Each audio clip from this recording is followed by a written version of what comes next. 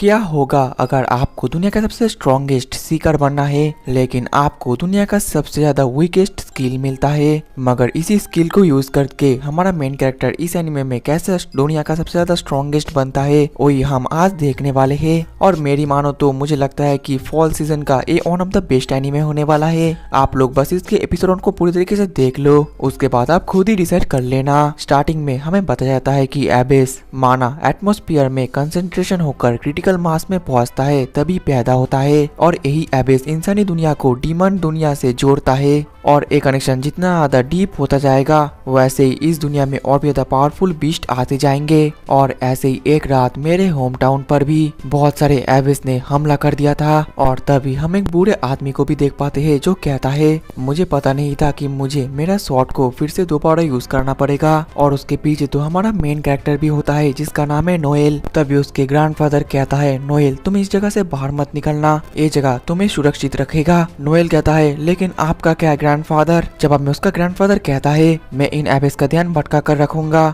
जब तक न हमें अंपायर से कोई भी मदद मिले। नोएल शॉक्ड होकर कहता है ऐसा नहीं हो सकता, किसी को भी नहीं पता कि अंपायर से मदद आएगा या नहीं। मुझे पता है कि आप उन एबिस से अकेले लड़ना चाहते हो लेकिन इससे तो आपका जान का काफी ज्यादा खतरा होगा। तभी उसके ग्रैंडफादर कहते हैं मुझे ऐसे नीचे नजरों में मत देखना, क्या तुम भूल चुके हो कि आखिरकार मैं कौन हूँ। मुझे ओवर डेथ कहा जाता था, तुम्हारे ग्रैंडफा तुम्हें जरूर प्रोटेक्ट करेगा। इसके बाद वो उन एबिस से फाइट करने के लिए निकल जाते हैं। वही बाहर तो उन एबिस ने पूरी तरीके से तबाही मचा रखा था। तभी वहाँ पर ग्रैंडफादर भी आ जाते हैं और एक एक करके एबिस से फाइट करने लगते हैं। वहाँ पर बहुत सारे एबिस थे और ग्रैंडफादर उनसे अकेले लड़ रहे थे। दूसरी तरफ नोएल अपने ग्रैंडफादर के लिए काफी ज्यादा चिंता में बैठा था। कुछ देर बाद सब कुछ शांत हो जाता है और नोएल बाहर निकलता है। तभी उसको अपने ग्रैंडफादर एक जगह पर काफी ज्यादा घायल हालत में पड़े हुए मिलता है, जो देखकर वो काफी ज्यादा डर जाता है और उनके पास चला जाता है। वहीं पर उसके ग्रैंडफादर तो अपनी आखिरी सांसें गिन रहे थे और कह रहे थे ओवर डेथ का अंत शायद ऐसे ही होगा, यही होता है एक सीकर का फेट। अगर तुम अपने जीवन में कॉम्बैट लाइफ चूज करते हो तो तुम्हें हमेशा मानना पड़ेगा कि मृत्यु तुम्हारे आसपास ही भटक रही है। नोएल क्या इसके बावजूद भी तुम एक सीकर बनना चाहोगे।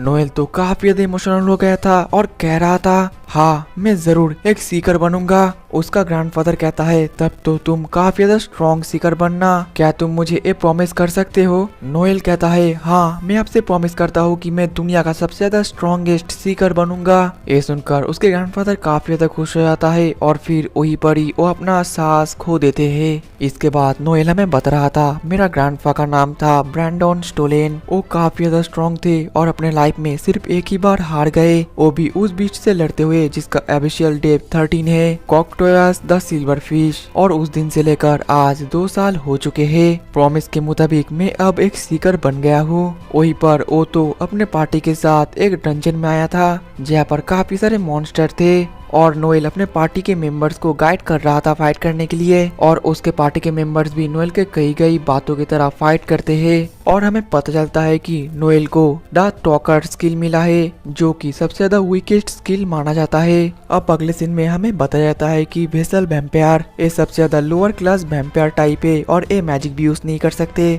लेकिन इसका जो मेन बॉडी है जिसको क्वीन भी कहा जाता है ये काफी कम समय में बहुत सारे रिप्रोड्यूस कर सकता है। और हम देख पाते कि नोएल तो ये सभी इंफॉर्मेशन अपने पार्टी के मेंबर्स को दे रहा था। इसके बाद फिर से वो लोग आगे बढ़ने लगते हैं और तभी वॉल्टर कहने लगता है नोएल क्यों ना हम ऐसे ना भटक कर सीधा उस मेन बॉडी को जाकर खत्म कर देते हैं, तो फिर ये छोटे छोटे वैम्पायर्स भी हमारे ऊपर अटैक नहीं कर पाएंगे। जवाब में नोएल कहता है हम ऐसा नहीं कर सकते क्योंकि एक सी रैंक पार्टी के लिए ये मिशन काफी ज्यादा डिफिकल्ट है। अगर हम उस बड़े मॉन्स्टर्स को मारने से पहले इन छोटे छोटे मॉन्स्टर को पहले मार दे तो हमारा जीतने का सक्सेस रेट बहुत ज्यादा बढ़ जाएगा।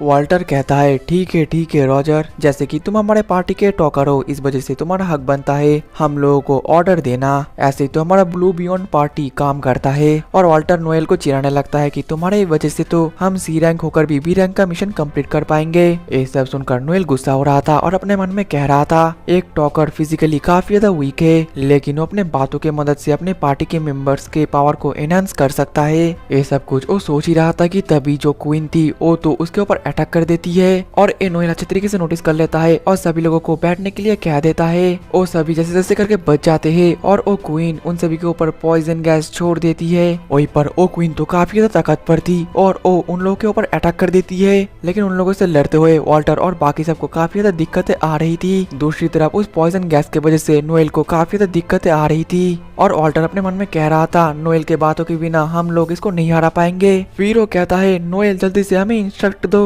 नोएल तो ढंग से खड़ा भी नहीं हो पा रहा था, लेकिन तभी उसको अपने ग्रैंडफादर की बातें याद आता है, जिस वजह से वो काफी ज्यादा जोश में आ जाता है और कहता है मुझे कभी भी नीचे आंखों से मत देखना। और उसको ऐसी हालत में देखकर उसके मेंबर्स खुश हो जाते हैं। वहीं पर नोएल कहने लगता है अब मैं तुम सभी को दिखाऊंगा कि एक टॉकर कैसे फाइट करता है। फिर वो अपना टैक्टिशियन स्किल यूज करता है, जिसके वजह से उसके पार्टी के मेंबर्स की एबिलिटी 25% बढ़ जाता है और फिर वो उन लोगों को उस मॉन्स्टर के ऊपर अटैक करने के लिए भी कह देता है, जिसके बाद वो अपना बैटल वॉइस टेक्निक यूज करता है, जिसकी वजह से उसके पार्टी के मेंबर्स की रिकवरी स्पीड 25% बढ़ जाएगा और उन लोगों का स्टेमिना भी बढ़ जाएगा। फिर नोएल कहने लगता है तानिया तुम बस उन दोनों को बैरियर दो और वॉल्टर और लोएट तुम बस उस क्वीन के ऊपर अटैक करते जाओ। और वो लोग भी ठीक ऐसा ही करते हैं, लेकिन तभी जो तानिया थी वो वहाँ पर और भी कुछ छोटे छोटे वैम्पायर को देखकर डर जाती है। इस वजह से नोएल उसके ऊपर अपना पावर यूज करके उसका जो सेल्फ बिलीफ है वो बढ़ा देता है, जिस वजह से तानिया डरना बंद कर देती है। फिर नोएल अपना बंदूक को निकालता है और कहता है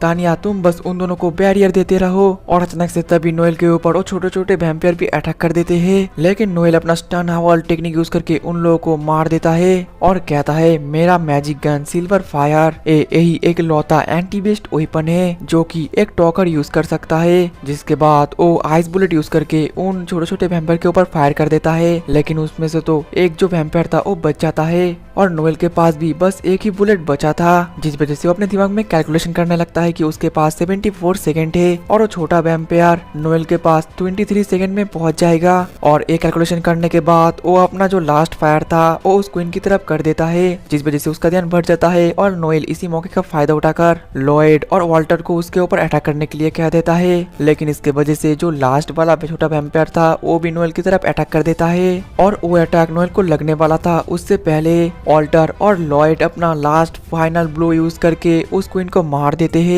और इसके वजह से कुछ ही सेकंड के अंदर वो छोटा वैम्पायर भी वहीं पर ही मर जाता है और नोएल को कुछ भी नहीं होता। और फिर वो खुश आता है और कहता है तुम सभी ने अच्छा काम किया। वहीं पर उसके पार्टी के मेंबर्स तो उसको थोड़ा सा डांट रहे थे क्योंकि उसने अपना जान को रिस्क पर डाल दिया था। और तभी नोएल याद करता है कि कैसे वो बचपन में रोया करता था क्योंकि उसको सबसे ज्यादा वीकेस्ट स्किल मिला था और वो कहता था कि मुझे आपकी तरह एक वॉरियर बनना है, जिसमें उसका ग्रैंडफादर कहता है नोएल मुझे पता है कि तुम्हारे अंदर काफी ज्यादा टैलेंट है, तुम्हें भले ही कोई भी स्किल मिला है, मैं वादा करता हूँ कि मैं तुम्हें सबसे ज्यादा स्ट्रॉन्गेस्ट सीकर बनाऊंगा। प्रेजेंट में नोएल कहता है मुझे आपके ऊपर विश्वास है ग्रैंडफादर, मैं सबसे ज्यादा स्ट्रॉन्गेस्ट सीकर बनूंगा और एक दिन आपको भी सरपास कर दूंगा, भले ही मुझे सबसे ज्यादा वीकेस्ट स्किल मिला हो। अब अगले सीन में हमें कैपिटल को दिखाया जाता है जो कि पूरी तरीके से मैजिक से सिविलाइज्ड है और इस शहर में एबिस का खतरा सबसे ज्यादा कम है और जो सीकर एबिस को मारकर दुनिया को बचाता है उन लोगों को बहुत ज्यादा सम्मान मिलता है और लोग उनको एडमायर भी करते हैं। और दूसरी तरफ नोएल और उसके टीम तो एक जगह पर बैठकर खाना खा रहे थे। वहीं पर नोएल अपने मन में कह रहा था जैसे ही मेरा 15 साल हुआ वैसे ही मैं कैपिटल में आ गया एक पार्टी ढूंढने के लिए, क्योंकि एक टॉकर कभी भी अकेला नहीं लड़ सकता। और ये बंदा है वॉल्टर जो कि एक वॉरियर है, इस लड़की का नाम है तानिया और ये एक हीलर है और ये है लॉयड जो कि एक स्वॉर्डमैन है और हमारा टीम का लीडर भी। कहा जाए तो हमारा टीम एक डिसेंट है और अभी मेरा मेन काम होगा इनके साथ और भी ज्यादा एक्सपीरियंस गेन करना। तभी वॉल्टर कहता है हे नोएल तुम्हें देखकर नहीं लगता कि तुम खुश हो, आखिरकार तुम क्या सोच रहे हो? नोएल कहता है कुछ नहीं। वॉल्टर कहता है अरे बाबा शर्माओ मत, मुझे अपनी परेशानी बताओ, कहीं तुम पैसों को लेकर गुस्सा तो नहीं हो? तो फिर ऐसा करना बंद करो क्योंकि एक सीकर को अपना दिल बड़ा रखना चाहिए। क्या तुम्हारे ग्रैंडफादर ने ये तुम्हें नहीं सिखाया? तभी नोएल को याद आता है कि उसका ग्रैंडफादर उसको कहा करता था कि एक सीकर को पैसों के लिए ऑब्सेस होना चाहिए, उसके पास काफी सारा पैसा होना चाहिए ताकि वो अपने लिए बेस्ट इक्विपमेंट खरीद सके और वो कभी भी एक हायर पोजीशन में नहीं पहुंच सकते जिनके पास पैसे नहीं होते। लोग तुम्हें भले ही जो कुछ भी कहे तुम उनके बात पर ध्यान मत देना। बस नोएल तुम एक बात पर ध्यान रखना कि कोई भी तुम्हें नीचे नजरों से ना देखे।